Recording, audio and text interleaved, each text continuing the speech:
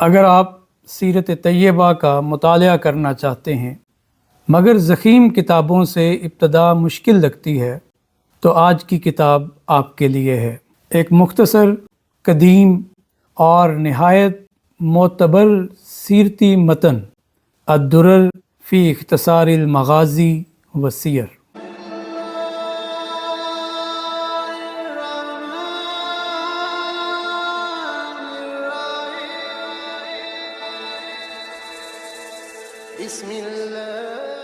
بسم اللہ الرحمن الرحیم۔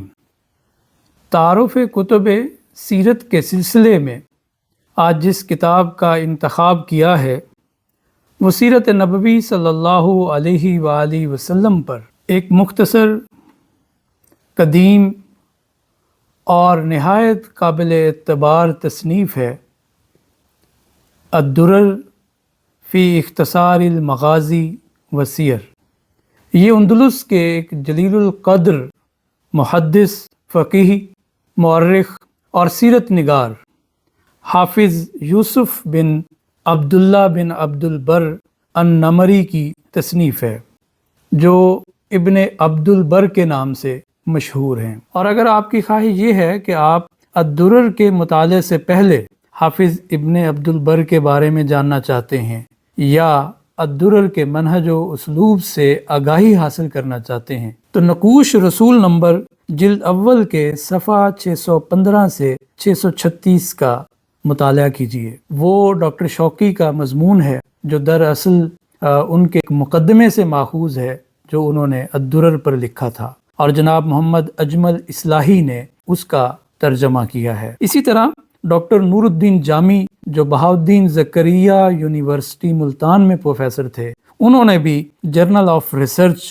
جو کہ بہاؤالدین زکریا یونیورسٹی کا ہی ایک مجلہ ہے، انہوں نے اس میں الدرر فی اختصار المغازی والسیر پر ایک تحقیقی مضمون لکھا تھا، اس کا مطالعہ بھی آپ کے لیے مفید رہے گا۔ الدرر کا یہ نسخہ میرے سامنے رکھا ہے، یہ دارالمعارف مصر سے اشاعت پذیر ہوا تھا اور اس پر تحقیق اور تخریج ڈاکٹر شوقی ضیف کی ہے۔ ڈاکٹر شوقی ضیف نے الدرر کے مخطوطے پر کام کیا اور اس کی تحقیق اور تخریج کی۔ ڈاکٹر شوقی ضیف مصر کے ایک نامور ادیب اور نقاد تھے۔ قاہرہ یونیورسٹی سے انہوں نے پی ایچ ڈی کی ڈگری حاصل کی تھی۔ یہ کتاب محدثانہ اور مورخانہ اسلوب پر ہے، اس میں سند کا بھی اہتمام کیا گیا ہے۔ ابن عبد البر کی شناخت جو کہ ایک محدث اور تاریخ داں کی ہے، تو کتاب کے اسلوب میں بھی مورخانہ اور محدثانہ رنگ نظر آتا ہے۔ حافظ ابن عبد البر نے اپنے ماخذ کی خود نشاندہی کی ہے۔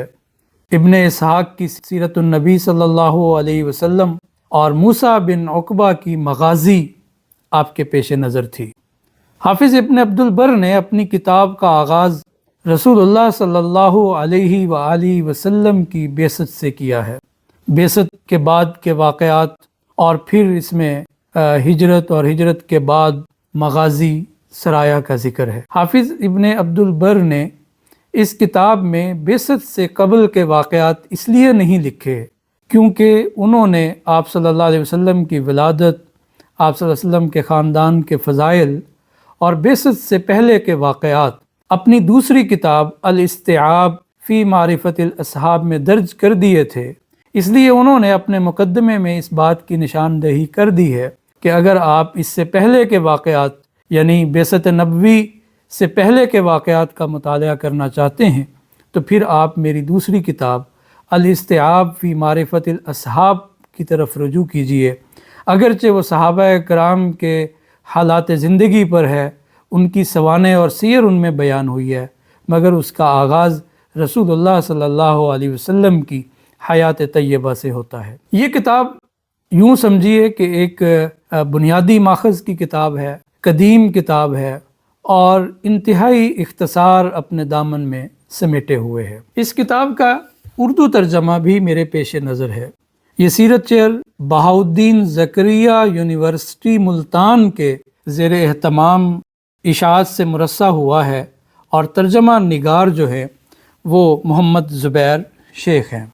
اس ترجمے کی خوبی یہ ہے کہ انہوں نے بھی متن کے لیے احمد شوقی ضیف کی جو تحقیق کردہ متن تھا اسی پر اعتماد کیا، اور احمد شوقی کی جو تخریج ہے یا ان کی تعلیقات ہیں ان کا ترجمہ بھی کیا، اور بعض اس میں اضافے بھی کیے ہیں۔ محمد زبیر شیخ نے اس کتاب کے آغاز میں حافظ ابن عبد البر اور ان کی الدرر کا تعارف، ان کا منہج اور اسلوب بھی بیان کیا ہے۔ یہ دراصل پروفیسر ڈاکٹر محمد ادریس لودھی کے پی ایچ ڈی کے مقالے سے ماخوذ ہے۔ پروفیسر ڈاکٹر محمد ادریس لودھی نے مسلم اندلس میں سیرت نگاری کی تاریخ کا تحقیقی و تنقیدی جائزہ پیش کیا ہے 3 صدی ہجری سے 8ویں صدی ہجری تک۔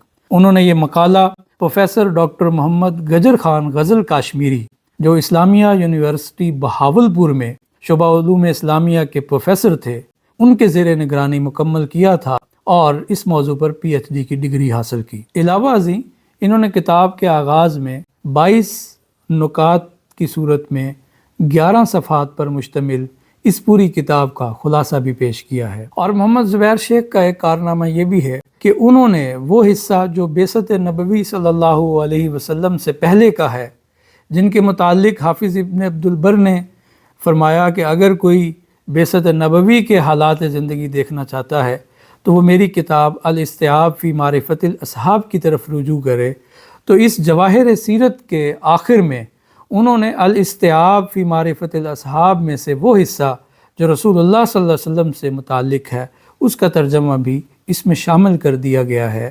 اس لحاظ سے یہ جو جواہر سیرت، جو دراصل الدرر فی اختصار المغازی والسیر کا ترجمہ ہے، ایک سیرت کی مکمل کتاب ہو جاتی ہے۔ یعنی آپ صلی اللہ علیہ وسلم کی ولادت باسعادت سے لے کر آپ صلی اللہ علیہ وسلم کے وصال تک کے تمام حالات اور تمام واقعات اس میں جمع ہو گئے ہیں۔ تو اگر آپ یہ چاہتے ہیں کہ رسول اللہ صلی اللہ علیہ وسلم کی سیرت طیبہ کو پڑھیں، اور آپ اختصار کے ساتھ پڑھنا چاہتے ہیں، اور آپ یہ پڑھنا چاہتے ہیں کہ اس کی استنادی حیثیت ہو اور اس میں خس و خاشاک نہ ہو اور اس میں ضعیف روایات نہ ہوں، بالکل مستند ہوں، تو حافظ ابن عبد البر کی یہ کتاب آپ کے لیے ہے۔